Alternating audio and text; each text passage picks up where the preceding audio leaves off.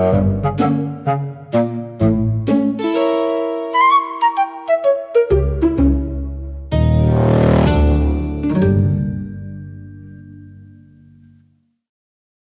history has a margin, this is where it lives.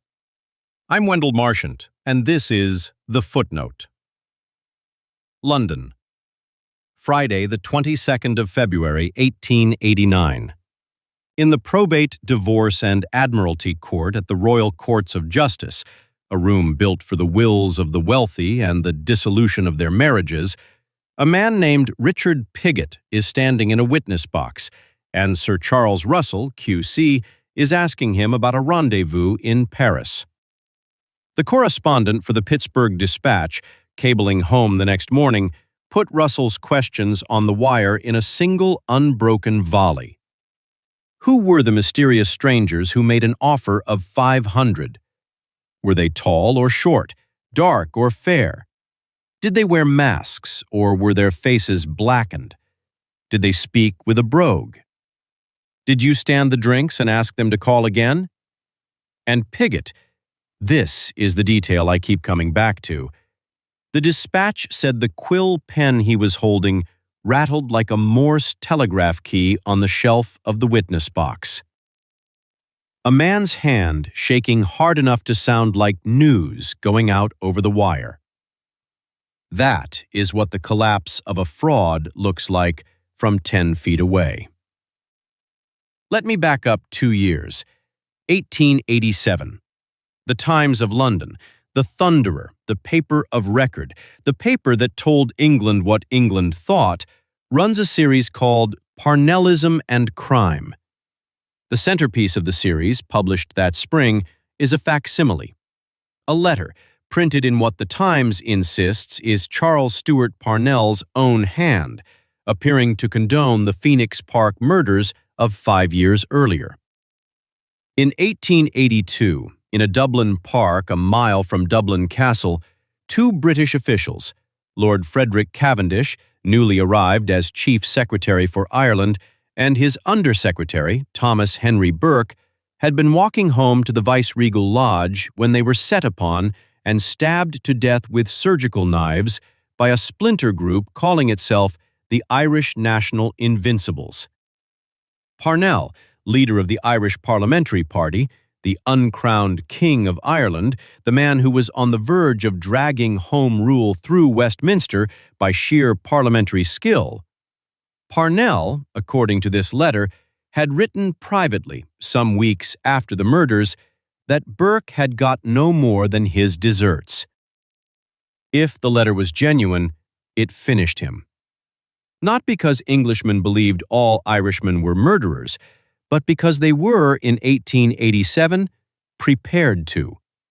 It confirmed a suspicion they were already carrying, and that is the only kind of forgery that ever works.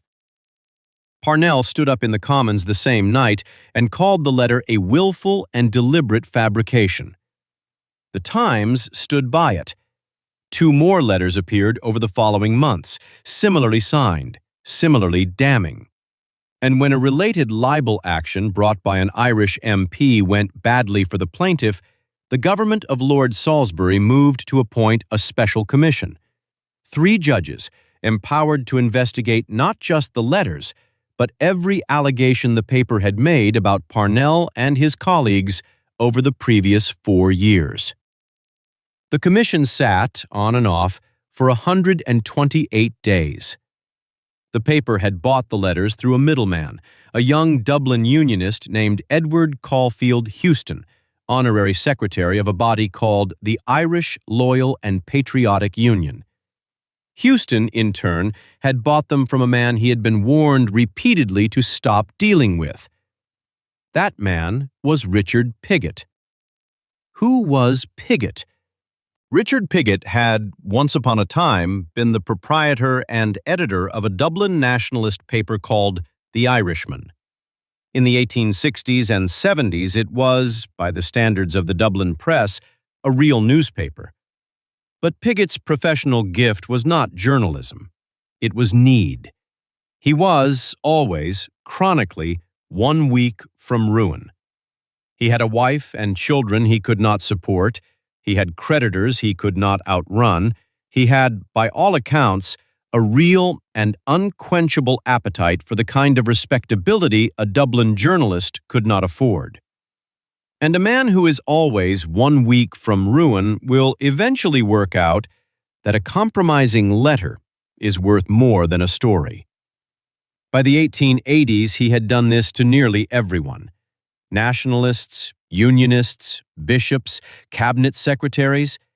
He had written begging letters, threatening letters, and letters that were both at once. The Pittsburgh Dispatch correspondent, walking through his career on the 23rd of February, described a man who had obtained money from Chief Secretary Forster's private purse on the plea of poverty and persecution, and Forster's sympathizing letters and many similar acts of kindness, rewarded finally by an attempt to extort money by infamous threats. That was Pigott's method. Take the alms, keep the threat in the drawer. There was a letter, produced in evidence, that Pigott had sent to William Edward Forster in June 1881, offering papers which he said would break up the League for £1,500, or, negotiable, £1,000. He testified, because the letter was in his own hand and he had no other choice, that the issue of the Irishman depended upon his receiving this sum, as his creditors were pressing him. Forster refused. Pigott went on pressing.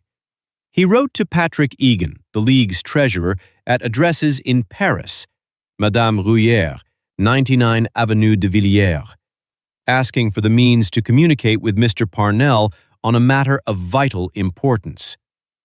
He wrote to Archbishop William Walsh of Dublin, offering, for a consideration, to expose the whole conspiracy against the Irish party as fraud, and, in the same weeks, writing to the Times, offering that same conspiracy for sale. This was the man from whom the Times, in 1886, was buying letters supposedly in Parnell's own hand. The commission opened in September 1888. Pigott was called to the box in mid-February 1889. The direct examination, conducted by the Attorney General, Sir Richard Webster, the Crown's chief law officer, went smoothly. Pigott had rehearsed. He named his intermediaries, a shadowy pair he had met, so he said, in Paris, the men who had sold him the packet of letters for a modest sum. He was steady. He was, in the phrase of one observer, almost bland. While Webster worked through the direct exam, Parnell sat where he had been sitting for months, beside Sir Charles Russell, and the evening capital of Annapolis, running the American Wire, said he sat unmoved, with the suggestion of a smile upon his lips. The Times manager, MacDonald, had by then, in the Dispatch's own phrase, ceased to haunt the court, utterly sick and heartsore. Houston was still in his usual place. Houston had, days earlier, taken a solemn farewell of his faith, and since then had done nothing but sit and glare at Pigott. Then Sir Charles Russell rose to cross-examine. Russell was Irish, Catholic, and Parnell's lead counsel. He had, in the London bar of the 1880s, a reputation for a kind of surgical cheerfulness on cross. He asked friendly questions and left the room in ruins. He began, according to the Dispatch, in the most indifferent manner. He had, resting on the bench in front of him, a stack of Pigott's own letters that the witness did not know existed. The first thing he did? This is the moment that broke it. He asked Pigott to write, on a piece of paper handed up to the box, a series of ordinary English words. Innocuous words. Words a schoolmaster might dictate. Among them was the word hesitancy. Pigott wrote it out. He spelled it with an E where the second syllable belongs. Hesitency. It was the same misspelling that appeared in the forged Parnell letter, in the same hand, on the same paper stock, from the same misfired instinct that had produced them all. The room understood at once. The judges understood. Everyone in that courtroom understood, except possibly Pigott himself, who had walked into the box on a Friday morning as a paid witness for the greatest newspaper in the world, and would, within a week, be dead in a hotel room in Madrid. The dispatch correspondent, that same evening, described what he had watched as close questioning on the startling similarity of spelling and phraseology in the forged letter and in genuine letters, and letters admittedly written by Pigott. And, he wrote, ere long the world was let into the secret of the forger's methods, and given pretty clearly to understand that the forger was Pigott. From there, it accelerated. Russell produced the correspondence with Archbishop Walsh. Pigott had, over the course of 1887 and into 88, been writing to His Grace offering, for a price, always for a price, to expose the whole scheme against Parnell as fraud. He had written that the documentary and personal evidence to be produced before the Commission could be rendered harmless by an exposure of the means by which it had been obtained. In other words, pay me and I will unbuild the case I built. Russell held up the letters and read from them, and asked Pigott the plainest question in cross-examiner's English. You deliberately wrote lies. Pigott, after a pause, said, well, exaggerations. Russell, did the exaggerations have no truth? Very little. The court laughed. It is one of the specific and awful pleasures of the transcript. The dispatch keeps noting the courtroom laughing.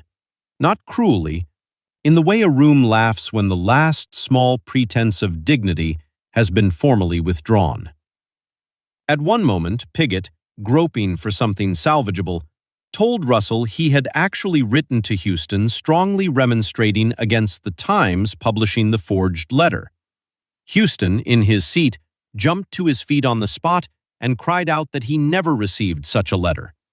Then sat back down, the dispatch said, pale, panting, and almost weeping at this crowning outrage on his feelings. Then Russell asked about the mysterious strangers in Paris, the men who had, supposedly, sold Pigott the letters. Who were they? Tall or short? Dark or fair? Masked or not? Did they have brogues? Did you buy them a drink and ask them to come back? The dispatch reporter said Pigott, pawing at his face, mumbled out negatives or affirmatives quite irrespective of the nature of the questions, and not infrequently gazed at his tormentor with an open mouth whence no sound issued, although his tongue seemed to wag. That is when the pen started rattling on the shelf. Later that afternoon, Russell produced still more letters in which Pigott had, in the same weeks he was selling the Parnell forgeries to the Times, been writing to Archbishop Walsh insisting on his own innocence. I trust your grace, one of them read, will do me the justice to believe that I am not the fabricator of the letters, as is falsely alleged. Russell asked who was the fabricator. Pigott said he did not know. Russell asked whether he believed there had been fabrication at all. Pigott said no. The court once again laughed. At some point that afternoon, Pigott turned his face to the three judges and asked, in so many words, for protection.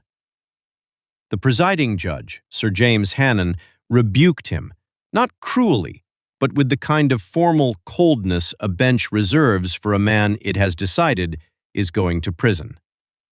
The dispatch said the rebuke left no doubt of what the opinion formed by their lordships was. Russell had been on him all told for 6 more agonizing hours that Friday, and by the time the judges rose, Pigott had reached, again the dispatch's phrase, the state at which a scoundrel brought to bay either loses his wits entirely or becomes utterly reckless. Which of the two, the correspondent added, no one present could say with certainty. When the court rose at 4 o'clock, Hannon quietly ordered a Scotland Yard detective to shadow Pigott out of the building. Pigott had already been under guard. The court had assigned 2 plainclothes constables to him from the start of the commission. But Hannon wanted a third pair of eyes, because Pigott, in the dispatch's phrase, might want to visit some of his mysterious friends in France. Outside on the Strand, a crowd had gathered, Parnellites mostly, waiting to cheer their man out of the building, and, in the course of that, to give Pigott what the dispatch called the joyously planned pleasure of hooting the perjurer as he passed. Pigott stayed in the corridor until it was almost 5. By then, the crowd had dispersed in deep disgust at being deprived of it, and Pigott, closely followed by the 2 constables in plain clothes and, at a discreet distance, the third, slipped out a side door. The court adjourned until Tuesday. Pigott did not wait for Tuesday. Here is the sequence, insofar as the papers were able to reconstruct it. Saturday, the 23rd of February. Pigott shows up, uninvited, at the office of Henry Labouchere, a radical MP, editor of a weekly called Truth, and one of the few voices in London journalism that had been on Parnell's side throughout. Labouchere, sensibly, refuses to see him alone. He calls in witnesses, including the veteran journalist George Augustus Sala, then the best-known descriptive reporter in England. In their presence, Pigott dictates and signs a written confession. He forged the letters, all of them, the ones attributed to Parnell and the ones attributed to Egan and Davitt and O'Kelly. He perjured himself before the commission. He puts his name to it. Sunday. Nothing publicly happens. The confession is held. Monday. Pigott leaves his London hotel at 11 o'clock at night. His counsel does not know where he has gone. On that same Monday morning, before he left, Pigott had written one more letter, this one to Joseph Soames, the solicitor for the Times. Attorney General Webster on Tuesday would rise in court and mention it almost in passing. He offered to produce his solicitor to prove it if Parnell's counsel wanted. The letter itself was never read into the record and, so far as I can find, has never been printed. Tuesday morning, the 26th of February. The commission reassembles. Sir Charles Russell stands and, in the phrase the evening capital of Annapolis, Maryland, picked up 2 days later off the wire, says that he has a statement to make. He describes the Saturday meeting at Labouchere's office. He produces the confession. He asks President Hannon for a warrant for Pigott's arrest. Hannon replies that the warrant will be ready in an hour. The court then waits for Pigott to be called. He is called. He does not appear. His counsel, asked where his client is, replies that Pigott left his hotel at 11 o'clock the previous night and that his counsel is ignorant of his present whereabouts. Hannon adjourned the court for half an hour to give the witness a chance to arrive. If he had not appeared by the end of it, Hannon ruled, his papers at the London hotel would be seized. The half hour passed. The papers were seized. Pigott was already on the boat train. The Evening Capital wrote that the statement caused a great sensation, and the prevailing opinion was that Pigott had made his escape, which is a delicate phrase for a country the size of England in 1889, admitting that it had lost track of a man it had put a Scotland Yard shadow on 4 days earlier. Michael Davitt cabled Chicago that same day, and the Annapolis paper printed the cable in full. Pigott has bolted, Davitt wrote. It is the general belief here that the Times and the government have paid him to clear out.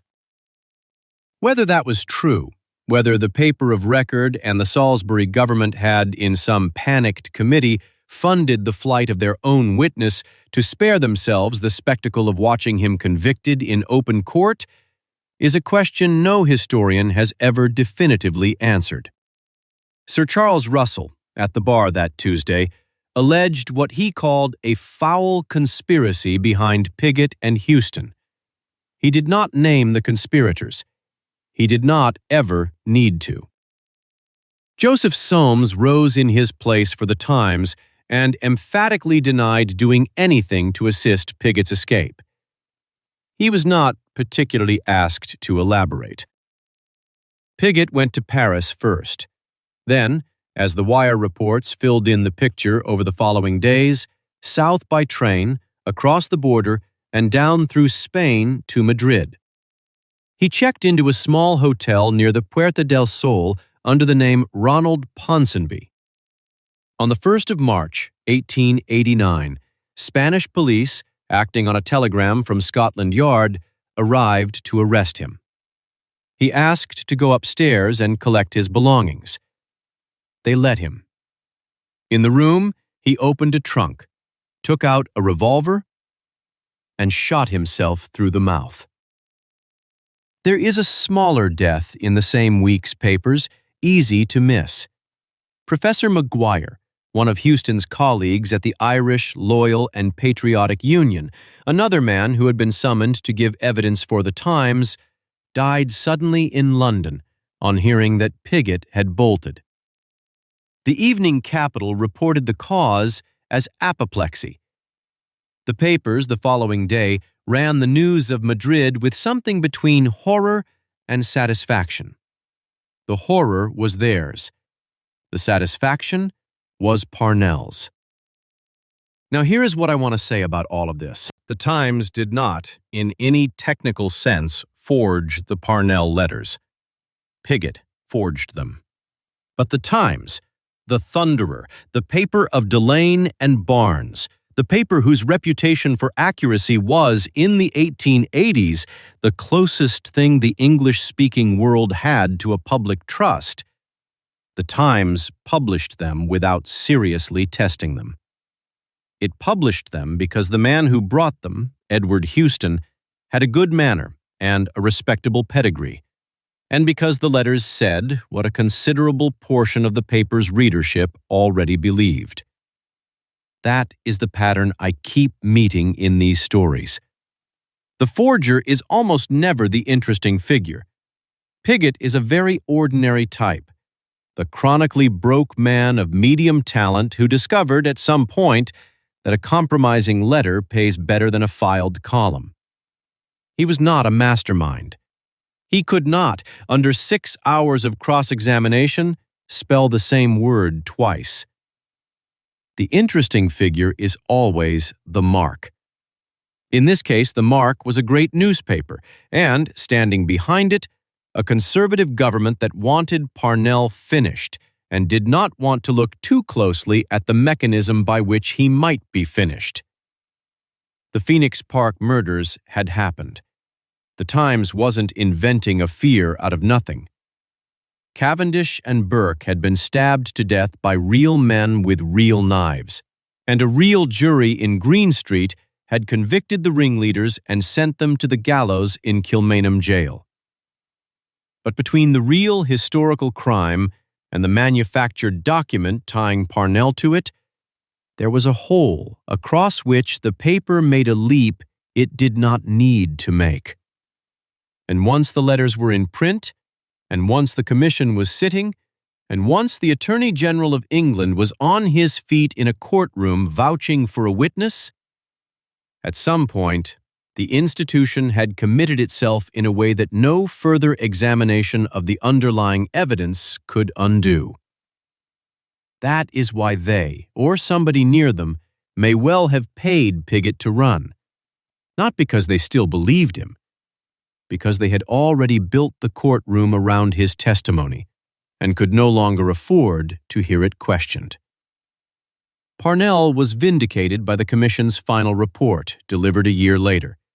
He was, briefly, a hero, cheered in the Commons lobby, invited to dine with Gladstone, granted the tribute of an editorial climb-down from the very papers that had traduced him. Within 18 months, he was destroyed by the O'Shea divorce case, the wife of one of his own MPs, a long-running affair the Irish party could not survive politically once it became a matter of public record. And he was dead by October of 1891 at 45. Which is the other footnote to the footnote. The forgery didn't kill him. His own life did. But the forgery is the part I keep reading, because the forgery is the part where an institution that ought to have known better decided that its wish and the evidence were the same thing.